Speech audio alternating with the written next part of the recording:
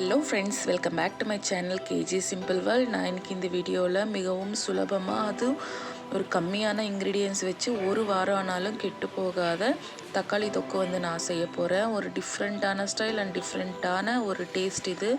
ரொம்ப நல்லா இருக்கும் फ्रेंड्स. இந்த டேஸ்ட் ட்ரை பண்ணி பாருங்க. நீங்க என்னோட சேனலை ஃபர்ஸ்ட் டைம் பார்க்கறீங்க அப்படினா உங்களுடைய ஆதரவு எங்களுக்கு எப்பவுமே வேணும்.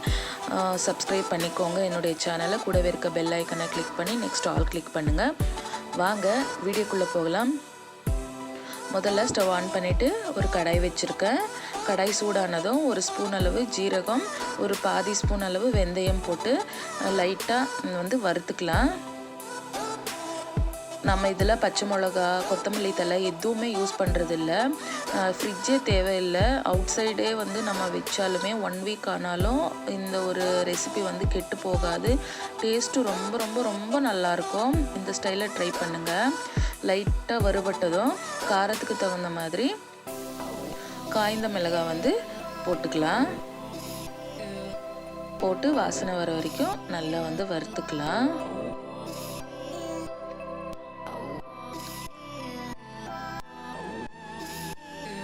வேறு எந்த இன்க்ரீடியன்ஸையும் மசாலா வந்து நம்ம எதுவுமே யூஸ் பண்ணுறது கிடையாது. இந்த 3 மட்டும்தான்.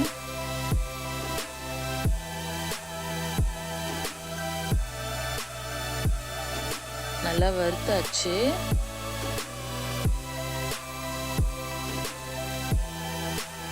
ஸ்டவ் ஆஃப் பண்ணிவிட்டு ஆறுனதுக்கப்புறம் ஒரு மிக்ஸி ஜாரில் போட்டு இந்த மாதிரி அரைச்சி எடுத்துகிட்டு வந்துடலாம். ரொம்ப ஃபைன் பேஸ்ட்டாக வந்து அரைக்கணுன்ற அவசியம் கிடையாது. இந்த மாதிரி குறைப்பாக அரைச்சா போது. இது ஒரு பக்கம் இருக்கட்டும். இப்போ அதே கடாயை வச்சு தேவையான அளவு ஆயில் வந்து நான் ஆட் பண்ணிக்கிறேன். ஆயில் கொஞ்சம் கூடவே நான் ஆட் பண்ணுறேன். அப்போ தான் நல்லாயிருக்கும். நான் 5 டேபிள் ஸ்பூன் ஆயில் ஆட் பண்ணுறேன்.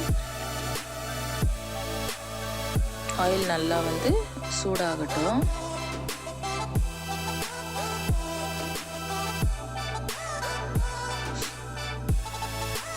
இப்போது கடுகு ஆட் பண்ணிக்கலாம்.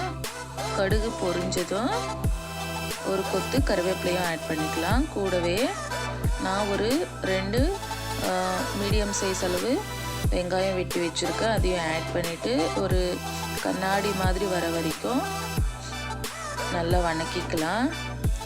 நான் இப்போது ஒரு 5 மீடியம் சைஸ் அளவு தக்காளி வந்து கட் பண்ணி வச்சுருக்கேன். அதையும் போட்டு நல்லா வந்து மிக்ஸ் பண்ணி விடலாம்.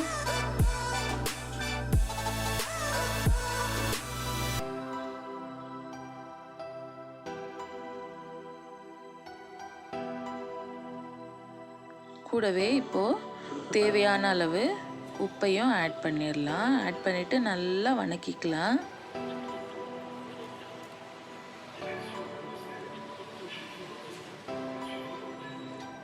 சீக்கிரமாக வந்து நம்ம செய்யக்கூடிய ஒரு ரெசிபி தான் இது. ரொம்ப கஷ்டப்படணுன்ற அவசியம் கிடையாது. டெய்லி ஒரே மாதிரி சாம்பார் சட்னி சாப்பிட்டு நமக்கு போர் அடிக்கும் இல்லைங்களா? அந்த மாதிரி நேரத்தில் நம்ம இதை வந்து செஞ்சு கொடுக்கலாம். நல்லா மிக்ஸ் பண்ணியாச்சு. இப்போ வந்து ஒரு பிளேட் க்ளோஸ் பண்ணி நான் ஒரு 10 நிமிஷம் வந்து மீடியம் ஃப்ளேமில் நான் இருக்க விடுறேன். இதுக்கு வந்து ஒரு சொட்டு தண்ணி கூட ஆட் பண்ணுறது கிடையாது. 10 நிமிஷம் ஆயிடுச்சு. இந்த மாதிரி நல்லா வெந்து வந்திருக்கு. இதை வந்து நல்லா வந்து மசிச்சு விட்டுக்கலாம். நம்ம மத்து வச்சு மசிக்கலாம். அப்படி இல்லைன்னா நம்ம யூஸ் பண்ணுற கரண்டி வச்சு நல்லா இந்த மாதிரி ப்ரெஸ் பண்ணி விடலாம். அப்போ தான் வந்து நல்லா வந்து வேகும்.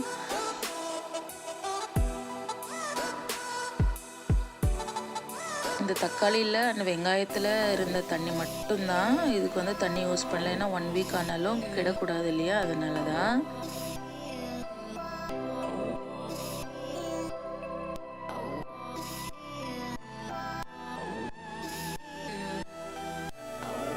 நல்லா மசிச்சாச்சு. இப்போது தேவையான அளவு மஞ்சள் பொடி ஆட் பண்ணிக்கலாம்.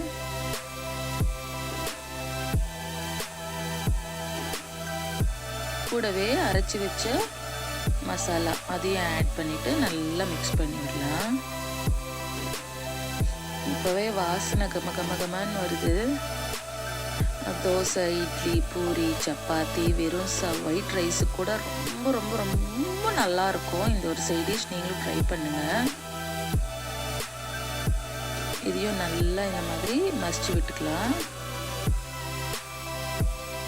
இப்போது லிட்டை க்ளோஸ் பண்ணிவிட்டு ஒரு 5 நிமிஷம் வந்து மீடியம் ஃப்ளேமில் அப்படியே இருக்க விடலாம். 5 நிமிஷம் ஆயிடுச்சு. நான் மீடியம் ஃப்ளேம் தான் வச்சுருக்கேன். எண்ணெயெல்லாம் பிரிஞ்சு செம்மையாக வந்து நம்ம ரெசிபி ரெடி ஆயிடுச்சு. நீங்களும் இந்த டிஷ்ஷை வீட்டில் ட்ரை பண்ணி பாருங்கள். ரிசல்ட் எப்படி வந்தது அப்படிங்கிறத மறக்காமல் கமெண்ட் செக்ஷனில் போஸ்ட் பண்ணுங்கள். இந்த வீடியோ உங்களுக்கு பிடிச்சிருந்தா லைக் பண்ணுங்கள், ஷேர் பண்ணுங்கள், சப்ஸ்கிரைப் பண்ணுங்கள். கூடவே இருக்க பெல் ஐக்கானை கிளிக் பண்ணுங்கள். அப்போ தான் நான் போடுற நெக்ஸ்ட் வீடியோஸ் உடனுக்குடனே நோட்டிஃபிகேஷனில் உங்களுக்கு வரும். தேங்க்ஸ் ஃபார் வாட்சிங் ஃப்ரெண்ட்ஸ்.